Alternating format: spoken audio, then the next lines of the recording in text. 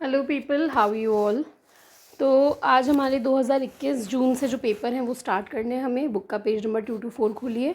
इसमें ये पैराग्राफ जो है वो प्रिंट नहीं हो पाया था, मैंने आप लोगों को ग्रुप पे शेयर कर दिया था पैराग्राफ। तो let us read the paragraph now. It says कि एक साइकोलॉजिस्ट है, वो इंग्लिश लैंग्वेज यूजेज टेस्ट बनाना चाहता है HSSC स्टूडेंट्स के लिए। ठीक है, तो उन्होंने उसके लिए 120 क्वेश्चंस लिखे, trying to cover several areas of the language usage. हर क्वेश्चन के 5 ऑल्टरनेटिव हैं जिसमें से केवल एक ही सही है। इसका मतलब क्या हुआ कि ये किस तरह का आइटम है? डाइकोटोमस। ठीक है, डाइकोटोमस आइटम में क्रॉनबर्ग और रिचर्डसन जो है दोनों इक्वल होते हैं। इनिशियली 200 लोगों को दिया ये टेस्ट आइटम्स को एनालाइज किया 2 वे में। एक तो आइटम रिमाइंडर कोरिलेशन निकाला, किससे निकालते हैं? पॉइंट बाई सीरियल से। और दूसरा डिस्क्रिमिनेशन इंडेक्स निकाला हर आइटम का। ठीक है, आइटम डिस्क्रिमिनेशन इंडेक्स निकालने के लिए इन्होंने लेबल किया below P27 as low and above 273 as high. ठीक है, स्टैटिस्टिकल सिग्निफिकेंस जो थी वो इवैल्यूएट की प्रॉपर टेस्ट से 90 आइटम्स को रिटेन किया है। 90 आइटम वर्जन को फ्रेश सैम्पल ऑफ 400 सब्जेक्ट्स को दिया, मतलब कि क्रॉस वैलिडेशन किया। क्रॉनबर्ग एल्फा कंप्यूट किया। शी ऑल्सो वंडर्ड कि कंप्यूट कर सकते हैं कुडर रिचर्डसन भी, तो दोनों तो इक्वल ही आएंगे। ठीक है, क्रॉनबर्ग एल्फा प्रिटी हाई 0.947 और टेस्ट भी लंबा था, तो इसलिए 2 पैरेलल फॉर्म बना दिए ईच ऑफ 45 आइटम्स। ठीक है, मतलब हाफ कर दिया, हमें इसको हाफ करना पड़ेगा। रैंडमली असाइन किया आइटम्स को 2 हाफ में, फॉर्म भी बना दिया और एवरेज इंटर आइटम कोरिलेशन उन्होंने निकाला, मीन SD क्रॉनबर्ग एल्फा, और पूरा जो भी क्राइटेरिया है पैरेलल फॉर्म का वो सेटिस्फाई हो रहा है। ठीक है, फाइन। फर्स्ट क्वेश्चन 91 वाला देखिए। इंटर आइटम के लिए क्या करते हैं? फाई करते हैं। ठीक है, वो आइटम रिमाइंडर था। इंटर आइटम के लिए अपन फाई करते हैं। नंबर 2, इनमें से कौन सा आप statistical significance for the discrimination index निकाल सकते हैं? उसके लिए हम काई स्क्वायर निकालते हैं। ठीक है, we can use chi square. 93, assertion है कि it is not possible to compute KR because each item has 5 alternative wrong. हर आइटम के भले ही 5 ऑल्टरनेटिव है, लेकिन डाइकोटोमस तो है ना, तो A रॉन्ग है तो R ऑटोमेटिकली ट्रू होगा। KR can be computed when the item can be dichotomously scored. ठीक है, R सही है, तो A is not correct, R is correct. Question number 94 देखिए। एक्सपेक्टेड क्रॉनबर्ग एल्फा फॉर्म A का क्या होगा? तो हमें टोटल का दिया है 0.947, हमें हाफ का निकालना है, तो उसका फॉर्मूला होता है R/2 - R, 0.947/2 - 0.947। तो ये आपका आ जाएगा 1.053। इसे आप सॉल्व करेंगे तो आपका आंसर 0.899 आ जाएगा। ठीक है, नेक्स्ट 95, आइटम फर्स्ट को 30 सब्जेक्ट्स ने पास किया लो स्कोरिंग में। तो राइट जो लो में थे वो हैं 30 और 56 ने किया हाई में। ठीक है, तो डिस्क्रिमिनेशन इंडेक्स क्या होगा? ओके फाइन, डिस्क्रिमिनेशन इंडेक्स हमें निकालना है क्या होगा। तो इसका फॉर्मूला होता है अपना राइट हाई माइनस राइट लो अपॉन, आपका हाई या लो में से किसी एक का नंबर ले लो। ठीक है, नंबर इन हाई या लो एक ही बात है। ओके फाइन, तो ये 56 हो गया, ये 30 हो गया अपॉन, अब number of people in high, high में कितने लोग हैं वो हमें देखना पड़ेगा। तो हमें यहाँ पे गिवन है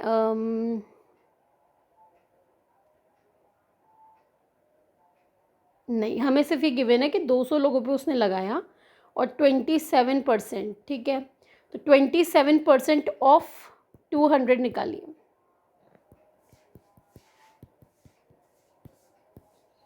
54, तो यहाँ आ जाएगा 54। हमने क्या किया, 200 लोगों पे इसने इनिशियली लगाया था, उसमें से ही इसने P27 P73 निकाला, तो 27% ऑफ 200 हमने निकाला, 54 आ गया, वो यहाँ पुट कर दिया। तो 26/54 डिवाइड करिएगा तो 0.481 आपका आ जाएगा। सिंपल। ओके, इसमें से कोई भी क्वेश्चन ऐसा नहीं था जो आप नहीं कर सकते थे। बाकी ये थियोरेटिकल क्वेश्चन है कुछ कुछ, वो आप याद कर लीजिएगा। नेक्स्ट अगला जो है आपका देखते हैं। एक एक्सपेरिमेंटल साइकोलॉजिस्ट है, उसके पास 2 हाइपोथेसिस हैं। फर्स्ट हाइपोथेसिस ये बोलती है कि स्ट्रेस जो है वो एडवर्सली अफेक्ट करेगा रेट ऑफ सीरियल लर्निंग। ठीक है, मतलब ये किस तरह की हाइपोथेसिस है? डायरेक्शनल है। सेकेंड हाइपोथेसिस है कि टाइप ऑफ मटेरियल मीनिंगफुल है या मीनिंगलेस है, वो मॉडरेट करेगा स्ट्रेस ऑफ इफेक्ट। मतलब कि 2 वे एनोवा दिख रहा है अभी तक तो 6 ग्रुप्स बनाए हैं, मैनिपुलेट करते हैं स्ट्रेस को 3 लेवल पे, लो मॉडरेट हाई। तो 3 क्रॉस 2 हो गया, ये मीनिंगफुल और मीनिंगलेस है। ठीक है, 3 क्रॉस 2 फैक्टोरियल डिज़ाइन दिख रहा है। इसके बाद सब्जेक्ट्स को रैंडमली असाइन किया, मतलब बिटवीन ग्रुप डिज़ाइन। ठीक है, इसके बाद इन्होंने बोला कि list of 15 CVC trigrams constituted meaningless and 15 constituted meaningful. ठीक है, ट्रायल्स जो थे वो DV है, कितना टाइम लगा उनको याद करने में, वो DV है। ओके, डेटा को एनालाइज किया सुइटेबल एनोवा से। ठीक है, तो एनोवा आपका यहाँ पे एनोवा कौन सा वाला लगेगा?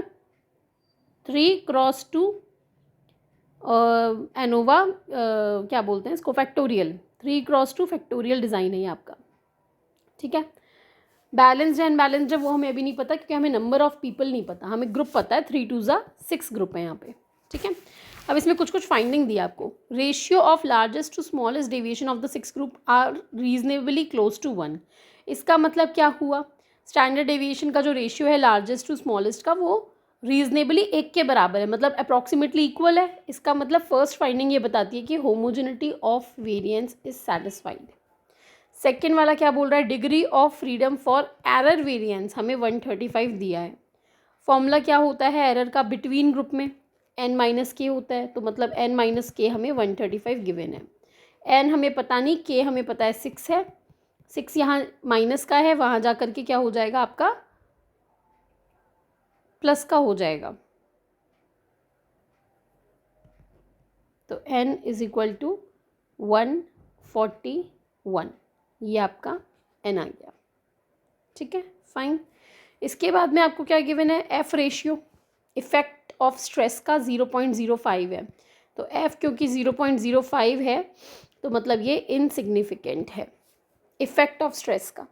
Effect sizes for each effect were calculated by obtaining eta square and partial eta square. ठीक है, अबव डिज़ाइन को क्या बोलेंगे? 3 क्रॉस 2 अनबैलेंस्ड बोलेंगे या बैलेंस्ड बोलेंगे? 141 लोग हैं, 6 ग्रुप्स हैं, डिवाइड करोगे तो फ्रैक्शन जो है ये आपका डेसिमल में जाएगा, तो मतलब कि अनबैलेंस्ड बोलेंगे। अगला क्या इंडिकेट कर रहा है? एजम्पशन ऑफ होमोजेनिटी सेटिस्फाई हो रही है, पहले ही लिख दिया हमने। फाइंडिंग क्या इंडिकेट करती है? पोस्ट हॉक कंपैरिजंस जो हैं उससे क्या पता चल रहा है? सी, क्योंकि हमारा जो एफ है वो इनसिग्निफिकेंट आ गया, तो इसका मतलब इफेक्ट ऑफ स्ट्रेस या इफेक्ट ऑफ मटेरियल जो है वो दोनों करना आपके लिए यहाँ पे नेसेसरी नहीं है। ठीक है, बिकॉज ये आपका इनसिग्निफिकेंट यहाँ पे बता रहा है। ठीक है, इसके बाद में above results indicate that, first जो थी हाइपोथेसिस वो ये थी कि स्ट्रेस नेगेटिवली अफेक्ट करेगा, पर क्योंकि ये इतना कम आ रहा है मेन इफेक्ट यहाँ पे इसका, तो मतलब कि फर्स्ट हाइपोथेसिस रिजेक्ट हो गई। सेकंड के बारे में अभी हमें पता ही नहीं, फर्स्ट जो है वो रिजेक्ट हो गई। Next, which one of the following F will be use to test the second hypothesis? Second hypothesis क्या बोल रही है? इंटरैक्शन की बोल रही है कि ये इंटरैक्शन कर रहा है, ये इसको मॉडरेट कर रहा है, तो यानी कि एफ इंटरैक्शन का फॉर्मूला होता है एफ ए, एक second, would be use to evaluate second hypothesis. हाँ, F A cross B upon M S E. E लिख लो या डब्ल्यू लिख लो, आपको ऑप्शन में यहाँ पे ई गिवन है तो आप ई लिखेंगे। तो इस तरीके से आपके सारे जो क्वेश्चंस हैं वो सॉल्व इजीली हो रहे हैं। ठीक है, इनमें कोई दिक्कत नहीं होनी चाहिए आपको, बस आपको फॉर्मूले याद होने चाहिए आपके इसके एरर वगैरह के, तब तो आप कर सकते हो, otherwise it is difficult for you to do. ठीक है, fine. Next come to page number 226। अगला ही पेज है आपका, न्यू पेपर है ये आपका। इसमें क्वेश्चन नंबर 3 देखिए।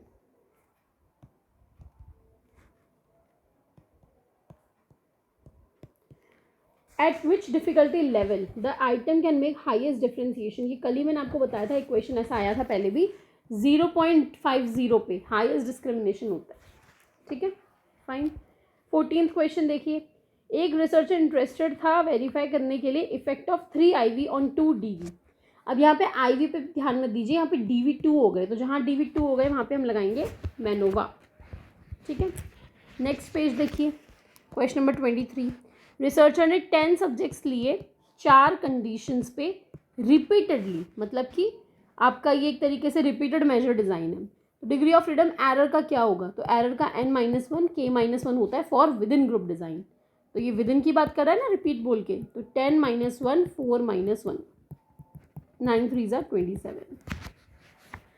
क्वेश्चन नंबर 25 देखिए, एक एग्जामिनी है, उसका score 1 SD above the mean आ रहा है, परसेंटाइल क्या होगा, तो मीन 50 है, उससे एक अबव आ रहा है। ठीक है, तो उसका परसेंटाइल क्या होगा, तो परसेंटाइल यहाँ 50 होता है, इसके बाद सीधा 84 आ जाता है, तो 84 होगा। नेक्स्ट क्वेश्चन नंबर 29 देखिए,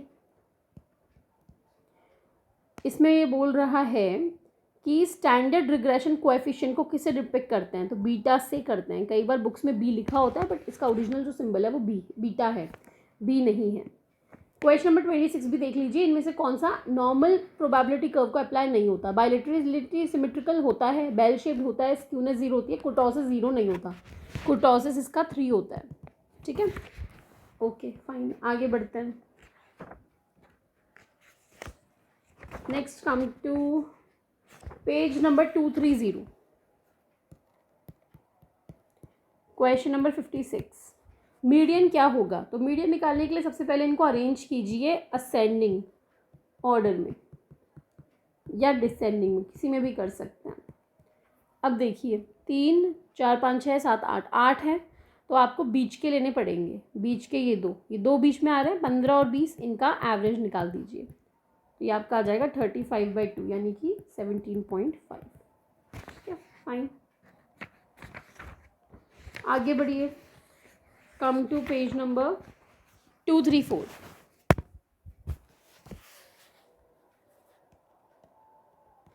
फर्स्ट पैरा, इन्वेस्टिगेटर ने डिज़ाइन किया एक experiment, effect of illumination level and duration of visual signal. Illumination level और ड्यूरेशन ऑफ विजुअल सिग्नल का, एक सेकंड में कलर चेंज करती हूँ, ये दिख कम रहा है। इल्यूमिनेशन लेवल और विजुअल सिग्नल की ड्यूरेशन का इफेक्ट डिटेक्टेबिलिटी पे क्या है, detectability of change in illumination. In a dark room, on 120 randomly selected sample of college going male student, she decided to use low and high level of illumination, low and high level, और duration 3 रखी है, 2x3 design है ये आपका। Investigator ने separate group design use में लिया various combination of treatment के लिए। अब देखिए हर इसने ग्रुप डिज़ाइन के लिए सेपरेट रखा है हर ट्रीटमेंट। ठीक है, इन पार्टिसिपेंट्स को बोला कि भाई अगर आपको सिग्नल दिखता है तो यस प्रेस करो, नहीं दिखता तो नो करो। सबको 50 ट्रायल दिए गए, जिसमें से 10 सिग्नल रैंडमली प्रेजेंट किए। ठीक है, हिट और फॉल्स जो थे वो कंप्यूट किए गए। ओके, अब इसमें क्वेश्चन नंबर 1 है आपका, इनमें से एक्सपेरिमेंटल डिज़ाइन कौन सा है, तो ये आपका मल्टी फैक्टर डिज़ाइन है। 2 हो गए ना, तो मल्टी फैक्टर है ये आपका, सिंगल तो है नहीं, 2 फैक्टर है, रिपीटेड भी नहीं है क्योंकि यहाँ पे सबको अलग अलग उसमें ग्रुप में डाला है, तो ये आपका मल्टी फैक्टर है। अगला IV जो हैं कौन से कैसे तरह के इंक्लूड किए हैं, दोनों फिक्स्ड है, दोनों के लेवल फिक्स कर दिए ना, इल्यूमिनेशन भी फिक्स किया है लो हाई, और ये भी 30 50 70 मिली सेकेंड किया है, तो ये दोनों के दोनों फिक्स्ड हैं। ओके, 93 कितना आप यहाँ पे हाइपोथेसिस वेरीफाई कर सकते हो, तो एक हाइपोथेसिस आप ये वेरीफाई कर सकते हो, एक नल कर सकते हो, एक इसका इफेक्ट क्या है इस पे और एक इसका क्या है इस पे, मतलब टोटल 3 आप यहाँ पे कर सकते हो। Degree of freedom error term का क्या होगा, तो एरर N-K होगा क्योंकि ये विद इन ग्रुप डिज़ाइन है। तो 120 लोग हैं, 3 2 6 ग्रुप है, 2 3 तो माइनस कर लिया तो 114 आ गया आपका। वेरिएबल्स आइडेंटिफाई कीजिए जिन्हें कंट्रोल किया है, तो जेंडर किया एक तो केवल मेल लिया है, और एक एम्बियंट इल्यूमिनेशन ऑब्वियसली किया होगा। मतलब जब आप इल्यूमिनेशन की बात कर रहे हो, इसने लिखा है ना यहाँ पे डार्क रूम में मैं देखना चाहता हूँ, तो डार्क रूम मतलब आपका जो एम्बियंस है वहाँ की इल्यूमिनेशन इसने कंट्रोल की है, जेंडर और एम्बियंट इल्यूमिनेशन। अगला देखिए पैसेज, एक ग्रुप है रिसर्चर का, वो क्यूरियस था समझने के लिए कि बिहेवियर ऑफ, अच्छा ये आपका वो है ये पैराग्राफ वाला क्वेश्चन वैसा वाला है, इस टाइम से वो स्टार्ट हो गए थे आपके थियोरेटिकल जो है वो। तो ये आपको पता है, जिम्बार्डो की स्टडी मैंने आपको करवाई है, वहाँ से आप कर सकते हो, पूरा जिम्बार्डो वाला ये। अगले पेपर पे आते हैं, मार्च 2023, क्वेश्चन नंबर 2, पेज नंबर आपका 235। क्या बोलता है ये, इनमें से कौन सा वीकेस्ट डिग्री ऑफ रिलेशनशिप बता रहा है। तो वीकेस्ट आपका 0.08, ठीक है, 0.08। थर्ड देखिए, ऑब्जर्वर डिसएग्री कर रहा है 15 बार 75 में से, डिसएग्री कर रहा है, तो इंटररेटर रिलायबिलिटी क्या होगी। तो इंटररेटर रिलायबिलिटी निकालने के लिए आपको डिसएग्री से मतलब नहीं, आपको एग्री से मतलब है। तो एग्री कितनी बार किया, अगर 15 बार डिसएग्री कर रहा है तो एग्री 75 माइनस 15 बार किया, मतलब कि 60 बार, अपॉन कितने ट्रायल थे, इंटू 100, इससे आपका निकल जाएगा। इसको सॉल्व कर लीजिए, 5 1 5, 5 2 5 1 5, 5 4 5 20, 80%, ठीक है। ये कई बच्चे गलत भी करके आए थे, बच्चों ने 15 का ही निकाल दिया, तो 15 का नहीं निकलेगा ये आपका, ठीक है, फाइन। अगला देखिए, क्वेश्चन थर्ड वाला, एक स्टूडेंट है, उसका स्कोर 12 आ रहा है, मीन 16 है, SD 4 है, तो Z क्या होगा। तो Z का फॉर्मूला क्या होता है, आपका ऑब्टेन स्कोर जो है माइनस आपका मीन डिवाइड बाय SD, तो -4/4 यानी कि -1, यहाँ पे आपका -1 होगा। इनमें से कौन सा वेरिएंस का सही फॉर्मूला है। तो वेरिएंस क्या होता है, SD का स्क्वायर होता है। तो SD का फॉर्मूला क्या होता है आपका, root summation of x minus x bar का square divide by, basically summation जो होता है वैसे तो बाहर आता है, पर चलो कोई बात नहीं, n ये होता है। तो वेरिएंस है तो स्क्वायर कर दो, मतलब रूट हट जाएगा, तो आपका ऑप्शन नंबर बी जो है वो करेक्ट है, ठीक है, फाइन। 6th देखिए, a researcher is interested in testing the effectiveness of pre post design on a single group पे आप प्री टेस्ट पोस्ट टेस्ट कर रहे हो, तो क्या लगाएं यहाँ पे आप प्री टेस्ट लगा सकते हो, एक ही ग्रुप है ना, सिंगल सैम्पल वाला जो है उस पर आप प्री टेस्ट पोस्ट टेस्ट कर रहे हो, तो आपका टी टेस्ट आप इजीली यहाँ पे लगा सकते हो। विच इज़ करेक्ट, कौन सा करेक्ट है, पहला ऑप्शन है, test pre test reliability determine होती है हाफ स्कोर, नहीं गलत, ये तो 2 बार करते हैं। ऑल्टरनेट फॉर्म होती है 2 इक्विवेलेंट टेस्ट से, ये बार आपका सही है। आगे बढ़ते हैं, पेज नंबर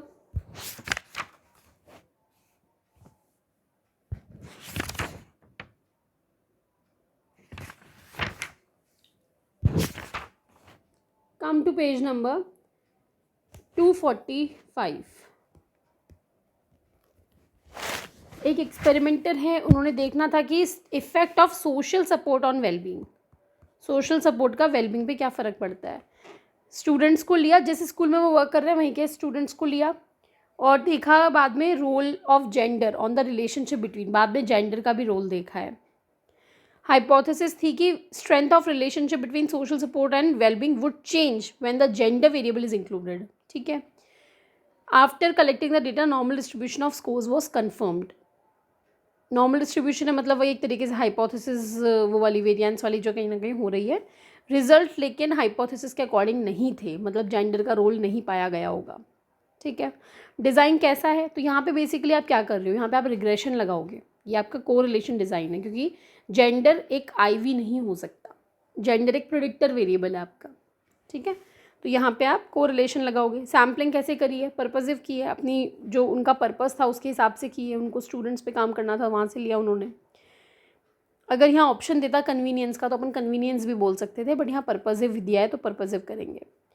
जेंडर किस तरह का वेरिएबल है, ये आपका मॉडरेशन वेरिएबल है, ये मॉडरेट कर रहा है इसके इफेक्ट को। हम ये देखना चाहते हैं कि जेंडर जो है वो इस रोल को मॉडरेट करता है या नहीं करता। P की वैल्यू क्या आएगी, तो जब हमारी स्टडी का हाइपोथेसिस रिजेक्ट हो रहा है, इसका मतलब P जो है हमारा 0.5 से ज़्यादा आया होगा। बाकी सब में तो कम बता रहा है ये, तो इसे तो बिल्कुल देखते ही आप कर सकते हो, 3 एक जैसे हैं तो चौथा वाला ही होगा ऑब्वियसली। तो ये ज़्यादा आया आपका, इसीलिए इनसिग्निफिकेंट आपका प्रूव हुआ है। स्टैट्स क्या लगाओगे, मल्टीपल रिग्रेशन लगाओगे, 2 हो गए ना आपके पास यहाँ पे, जेंडर भी और सोशल सपोर्ट भी, तो आप मल्टीपल रिग्रेशन लगाओगे। चलिए आगे बढ़ते हैं। Now come to page number 246।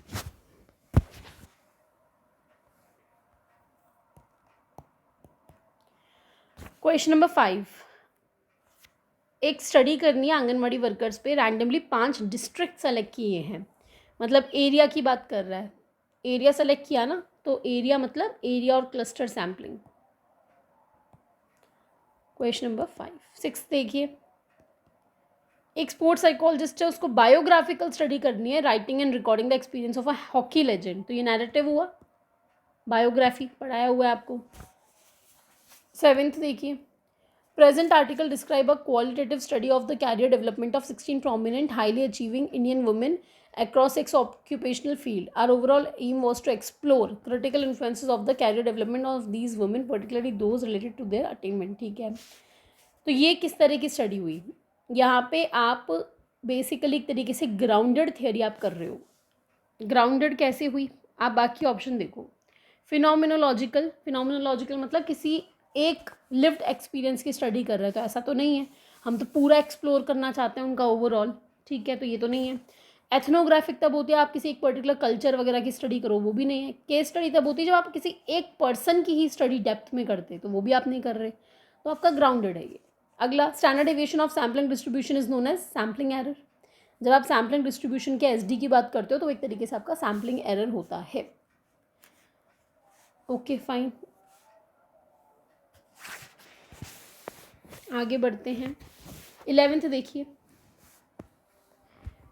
किस तरह का डिज़ाइन है अगर रिसर्चर कैरी आउट करना चाहता है analysis in which he looked for underlying theoretical structures in his construct. तो आप इसमें फैक्ट एनालिसिस करते हो, कौन सा? एक्सप्लोरेटरी करोगे, ठीक है, ओके फाइन। आगे पैराग्राफ पे आइए।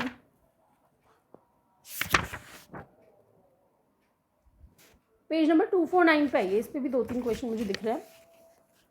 क्वेश्चन नंबर 43 क्या बोल रहा है ये कि पैरामेट्रिक एनोवा लगाने से पहले क्या क्या होना चाहिए? तो एक तो आपका फर्स्ट वाला क्या बोल रहा है, इंडिपेंडेंस ऑफ स्कोर होनी चाहिए, सही बात है। कैटेगोरिकल डीवी नहीं, कंटिन्यूस हो तो ज़्यादा अच्छा है हमारे लिए। तो कैटेगोरिकल पे कहाँ लगाते हो आप? कंटिन्यूस पे ही लगाओगे। एनोवा में आपका आईवी डीवी जो भी होते हैं ये आपके कंटिन्यूस होते हैं। रैंडम असाइनमेंट होना चाहिए, यस। होमोजेनिटी होनी चाहिए, यस, ठीक है। अगला, मल्टीपल रिग्रेशन के बारे में क्या सही है? लीनियर रिग्रेशन होता है, हाँ। मोर देन वन क्राइटेरिया नहीं, क्राइटेरियन आपका एक ही होता है, प्रिडिक्टर मोर देन वन होता है। It does not have intercept constant, no, intercept भी होता है। चलिए अगला देखिए 46, कोहेंस कप्पा का फॉर्मूला के बारे में। फॉर्मूला जो दिया है आपको वो ये है, K equal to F O minus F E upon N minus F E. इसमें एन आपका ओवरऑल ये होता है एक्सपेक्टेड, हाँ ये ठीक है। फॉर्मूला एक बार आप नोट्स में चेक करना, मैंने यही बताया था ना, मैं को फॉर्मूला फ़िलहाल याद नहीं है, बट जहाँ तक है बाकी इसके ये इलेबोरेशन सही लिखे हैं, लेबलिंग सही की है। आगे बढ़िए, पेज नंबर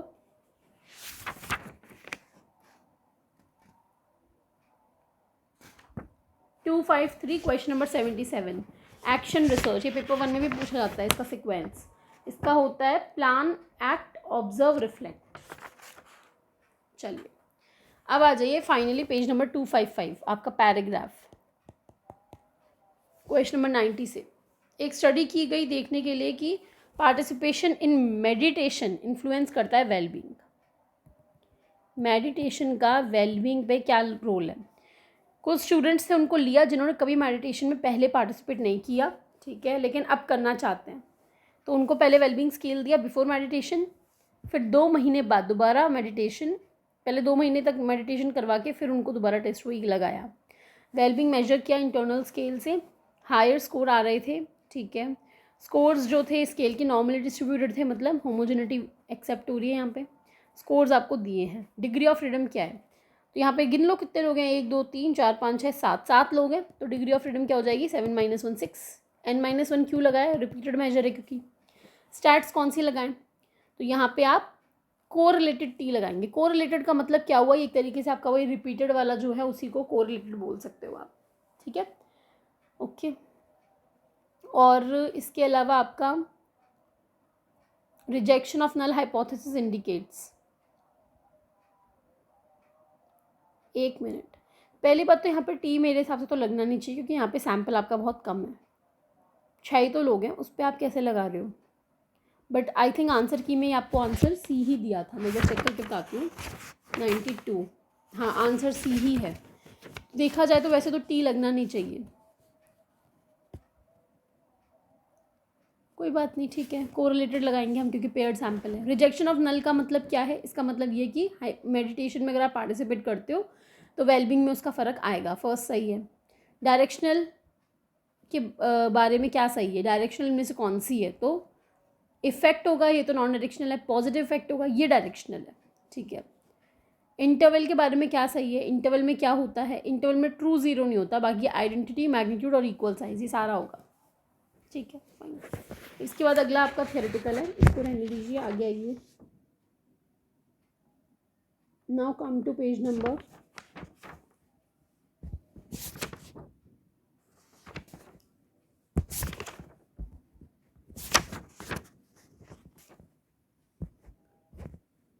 264। ये बोल रहा है कि एरर कंपोनेंट एनोवा में क्या होता है। अगर आप एनोवा लगा रहे हो तो वहाँ पे हम एरर किसे मानते हैं? वहाँ पे हम विद इन मीन स्क्वायर को एरर मानते हैं। पर ये भी इसको स्पेसिफाई करना चाहिए था कि एनोवा कौन सा वाला कहना चाह रहा है। पर चलो कोई बात नहीं, रिपीटेड में तो नहीं मानते ना क्योंकि, बट ठीक है, विद इन मानेंगे यहाँ पे। अब आइए आपका पेज नंबर 266, लास्ट। इतना छोटा पैरा।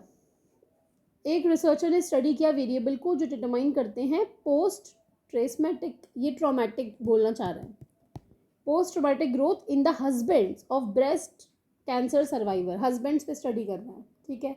एग्जिस्टिंग लिटरेचर से कुछ फैक्टर मिले जैसे social support, quality of marital exposure to individual, important determinants, ठीक है। कोई भी इंफॉर्मेशन अवेलेबल नहीं थी PTG of the husbands of the patients. Researcher ने इनको फाइंड आउट करने की कोशिश की, ठीक है। तो ये बोल रहा है पहले तो पीटीजी में कौन सा नहीं आता। तो पीटीजी आपने पढ़ा हुआ है, मैंने आपको पढ़ाया था पोस्ट ट्रॉमेटिक ग्रोथ, उसमें क्रिएटिविटी नहीं आती। क्राइटेरियन वेरिएबल कौन है? पीटीजी, डीवी यही तो है, ठीक है। इसके बाद कौन सा हाइपोथेसिस यहाँ पे सही है? तो ये जितने भी दिए हैं आपको, emotional support, quality, exposure will all contribute to husbands experience of PTG, ये सही है। ये रिग्रेशन बेसिकली कहना चाह रहे हैं यहाँ पे। डिज़ाइन कैसा है? क्वाज़ा एक्सपेरिमेंटल डिज़ाइन है। क्यों है क्वाज़ाई? क्योंकि उनको आप मतलब सेलेक्ट ही कर सकते हो, केवल जिनका ब्रेस्ट कैंसर सर्वाइवर्स जो हैं आप केवल सेलेक्ट कर सकते हो, आप उसको मैनिपुलेशन वगैरह नहीं कर सकते यहाँ पे। तो ये क्वाज़ाई आएगा आपका, ठीक है। इसके अलावा आपका स्टैटिस्टिकल एनालिसिस कौन सा लगेगा? तो रिग्रेशन लगेगा। क्यों लगेगा? क्योंकि आपके पास 3-4 इन्होंने वो दे दिए प्रेडिक्टर वेरिएबल, उनका केवल आप देख रहे हो कि ये सारे मिलकर के डिटरमाइन करते हैं या नहीं करते, डिटर्मिनेंट्स हैं या नहीं उसके, अब उसको अफेक्ट कर रहे हैं नहीं कर रहे। तो ये आपका इस तरीके से ये आ जाएगा। ये आपके नेट के जो भी PYQs थे वो कंप्लीट हो गए। अब मैं आपको गेट के भी थोड़े से करवा देती हूँ। पेज नंबर 269 पे आइए। 30 क्वेश्चन। एक रिसर्चर है वो कंडक्ट कर रहा है 2 IV है उसके पास। तो 2 IV हैं तो किस तरह का लगा सकता है? 2 IV में A और B दोनों सही है, 2x2 4x3 दोनों में 2 ही IV हैं, ठीक है।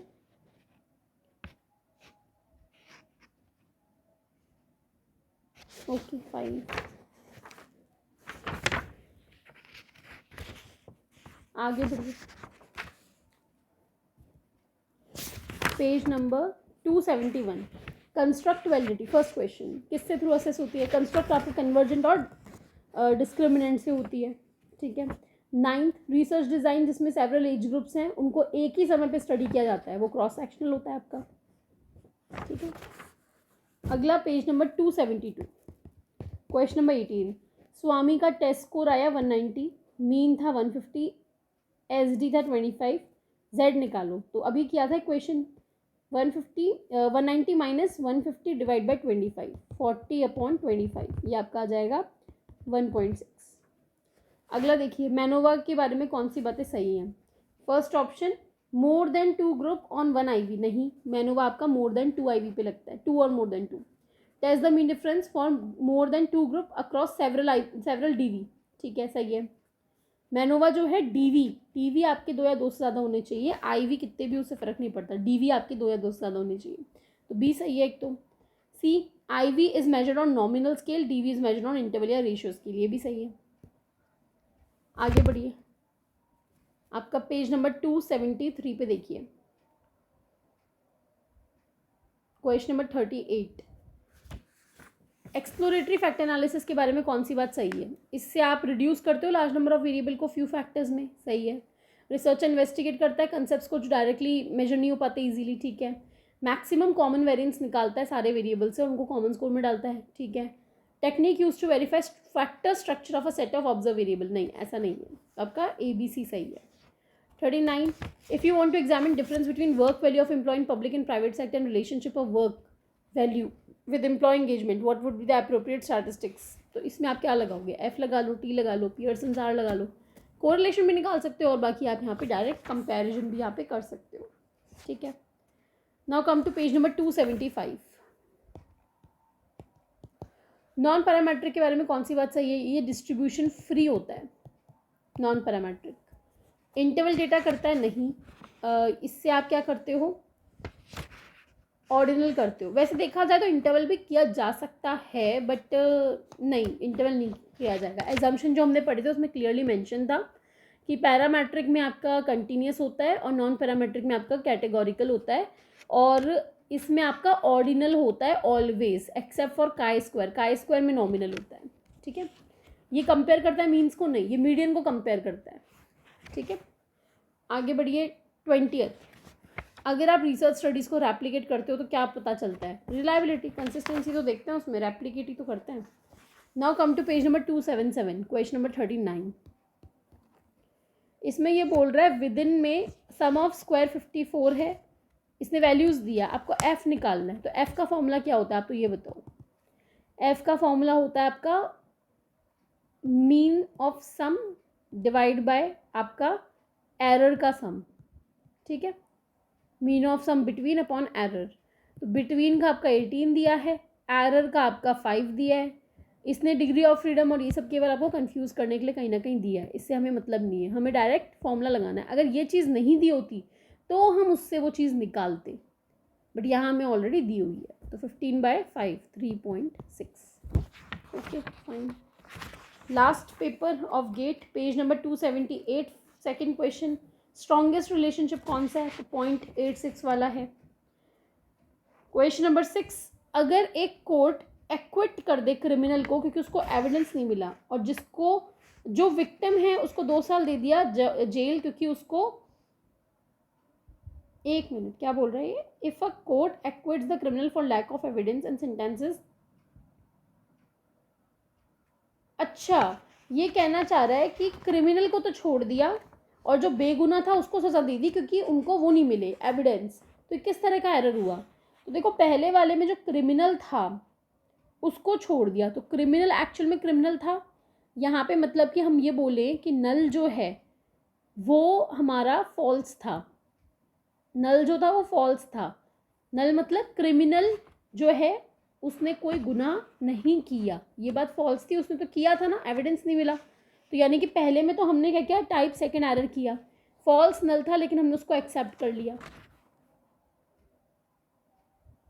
सेकंड में जो बेगुनाह था, मतलब टाइप 1 बोल सकते हो यहाँ पे आप, क्योंकि वो बेगुनाह था, मतलब कि नल जो थी वहाँ पे ट्रू थी पर हमने उसको रिजेक्ट कर दिया और उसको सजा दे दी। तो आपने पहले में टाइप सेकंड किया, बाद में टाइप फर्स्ट किया, ठीक है। 10th देखिए, मीन और +-1 SD के बीच में परसेंटेज ऑफ स्कोर कितना होता है? तो ये आप इस तरीके से अनुमान लगाइए, ये आपका 50 होता है, फिर आपका यहाँ पे 84 आता है और यहाँ पे आपका 16 आता है, ठीक है। तो 50 और 84 के बीच में कितने का गैप हुआ? 34। 16 और 50 में क्या हुआ? 34। कितना हो गया? 68 हो गया, है ना। प्लस माइनस बोला ना उसने, ये -1 ये +1, दोनों के बीच में कितना आ गया? तो ये आ गया आपका 34। अगला देखिए page number 279, question number 19, IV और DV के बीच में आप टेंटेटिव एक्सप्लेनेशन जो होता है वो क्या होता है? हाइपोथेसिस, ऑल्टरनेट भी हो सकती है, नल भी हो सकती है। IV को और क्या बोलते हैं? एक्सप्लेनेटरी और एक्सोजेनस बोलते हैं, ये याद कर लेना। डिस्ट्रीब्यूशन फ्री स्टैटिस्टिक्स कौन सी है? Question number 23। तो आपको भी बताया मैंने, जो आपका नॉन पैरामेट्रिक होता है, नॉन पैरामेट्रिक वो होती है। तो नॉन पैरामेट्रिक इसमें से कौन सा है? रो और क्रुस्कल वॉलिस एच, ये 2 हैं। 28, डिस्पर्जन का मेजरमेंट क्या है? डिस्पर्जन का वेरिएंस है, रेंज है, क्वार्टाइल होता है ना, ये सारे होते हैं। ओके, अगला पेज नंबर 280, इसमें आपका क्वेश्चन नंबर 36, रिलायबिलिटी के बारे में कौन सी बात सही है। सेम लोगों को 2 अलग अलग इंटरवल पे देते हो तो वो आपका टेस्ट रीटेस्ट है। एक ही बार जो स्कोर है उसको 2 या 2 से ज़्यादा इवैल्यूएटर को देते हो तो वो इंटर स्कोरर है। और उसको स्प्लिट कर देते हैं 2 में, स्प्लिट करते हैं 2 में मतलब कि आपका स्प्लिट हाफ वाला है ये। अगला देखिए 38, पॉपुलेशन का मीन 500 है, एसडी 100 है, जिनको एक्सपेरिमेंटल ट्रीटमेंट मिला उनका मीन 540 आ गया। इफेक्ट साइज क्या है, इफेक्ट साइज का फॉर्मूला बताया था 540 माइनस 500 डिवाइड बाय आपका एसडी, तो 40/100 यानी कि 0.40। ठीक है, एसडी निकालिए इसका अगले का। तो एसडी का आपका फॉर्मूला क्या है, एक सेकेंड, एसडी, तो एसडी बेसिकली मीन से डेविएंस देखते हैं हम। तो पहले इसका मीन निकालना पड़ेगा, 8 + 6 + 6 + 9 + 6 + 5 + 6 + 2 डिवाइड बाय 3 3 6 7 8 है। तो सम करोगे आपका आ जाएगा 48 डिवाइड बाय 8 यानी कि 6 आ गया। ये आपका क्या है, मीन आया है। ठीक है, ये आपका मीन है। अब हमें निकालना है एसडी। तो सबसे पहले एसडी निकालने के लिए क्या करो, सबसे कम कौन है, 2 है सबसे कम। स्टैंडर्ड डेविएशन का फॉर्मूला आपका था मीन माइनस अपॉन एन। ठीक है, तो अंडर रूट करेंगे हम, मीन है 6 माइनस सबसे लीस्ट जो है वो आपका 2 है, अपॉन एन 8 है। तो 4/8 का रूट अगर आप करते हो तो रूट आपका आएगा 1/2।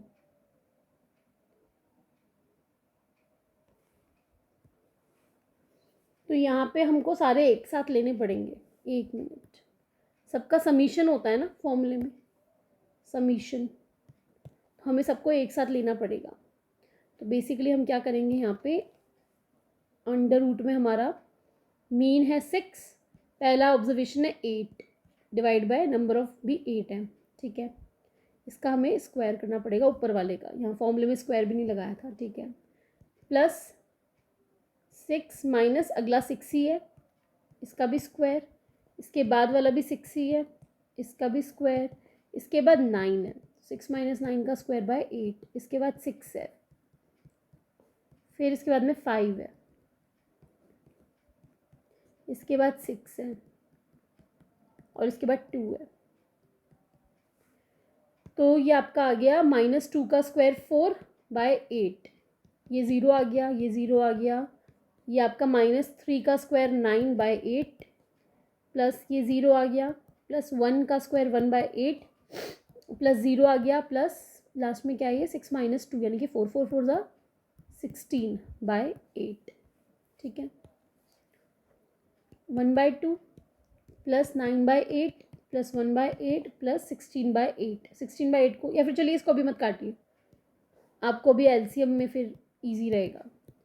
तो 8 आ गया ऊपर, 4 + 9 + 1 + 16, 16 और 4 आपका 20, 20 और ये 30/8 आ गया अंडर रूट में।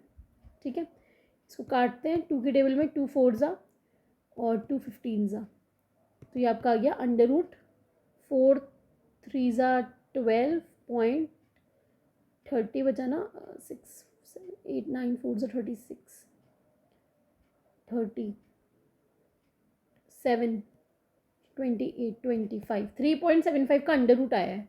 तो अब आपको ये अंडर रूट सॉल्व करना पड़ेगा, इसको सॉल्व कीजिए। या तो अगर आपको लॉन्ग डिवीजन से आता है तो वैसे कर लीजिए, नहीं तो आप इसका, मैं आपको सिंपल मेथड बताती हूँ, ये हटाइए पॉइंट, तो नीचे आपका 100 आ जाएगा। तो 100 का जब आप रूट निकालोगे तो 10 आ जाएगा बाहर, अब अंदर बचा 375। तो 375 के आप फैक्टर्स निकालिए, वैसे ही आपको नेट में नहीं देगा ऐसा, तो लोड मत लेना इतना। 7 5 ज़ा 35, 5 ज़ा 25, 5 ज़ा 1 ज़ा 3 ज़ा 13 ज़ा, तो ये आपका 5√13/10/2 √13। तो √13 अब आपको निकालना पड़ेगा कितना आपका आता है। मैं एक बार आपको कैलकुलेटर से चेक करके बताती हूँ कितना आ रहा है ये। √13 ये आ रहा है आपका 3.60/2 यानी कि 1.82 से 16 1.80, बट यहाँ पे आंसर 1.92 टू 1.94 दिया है। ठीक है, तो मतलब कि यहाँ पे कोई ना कोई कैलकुलेशन मिस्टेक अपन से हुई है। बाकी अभी के लिए आप रहने दो, नेट के पेपर में ये नहीं आएगा, गेट के लिए जब हम करेंगे तब एक बार कर लेंगे। अभी आपसे इतना नहीं पूछता वो एसडी निकालने के लिए, मीडियन नहीं पूछा था आपसे, तो मीडियन आपको आता है। ठीक है, अभी के लिए आप इसको छोड़ सकते हो, इसको मैं आपको बाद में दोबारा करवा दूँगी। ठीक है, चलिए, अगर अब तक जो भी क्वेश्चंस हमने किए नेट के उनमें कोई डाउट हो तो आप टेलीग्राम ग्रुप पे डाल दीजिएगा, तो मैं आपको वो करवा दूंगी। बाकी फ़िलहाल के लिए इसको आप रहने दें। ठीक है, ये वाला जो क्वेश्चन है इसको अभी के लिए मिस आउट कर दीजिए, ये आपके अभी नहीं आएगा, इसमें कोई कैलकुलेशन एरर हुआ है। बाकी इतनी कॉम्प्लिकेटेड वो नहीं देगा आपको नेट के एग्ज़ाम में। गेट में तो मुझे जहाँ तक याद आता है शायद वो कुछ कैलकुलेटर वगैरह का भी सिस्टम शायद उसमें ऑनलाइन प्रोवाइड करता है, मुझे याद नहीं, मैंने पेपर 2 साल पहले दिया था। तो देख लीजिएगा, अभी गेट का आपका है भी नहीं, नेट के अकॉर्डिंग प्रिपेयर कीजिए और आपका जो भी PYQs हैं वो सारे के सारे लर्न कीजिए। PYQ थियोरेटिकल सारे याद कर लीजिए और जो सॉल्विंग वाले हैं उनको दोबारा से एक बार खुद से कीजिए, मैंने तो आपको करवाई दिया, अब एक बार आप खुद से करना। फिर भी कोई डाउट आए कुछ है तो टेलीग्राम ग्रुप पे पूछ लीजिएगा, I will help you out. Okay, all the best for preparation. अब आपके पास नेट लगभग 1 महीने ही बचा है, तो क्रैश कोर्स सारा कंप्लीट कर लो, PYQ सारे कर लो और नेट आपका ईजिली हो जाएगा। चलिए, all the best, bye bye, take care.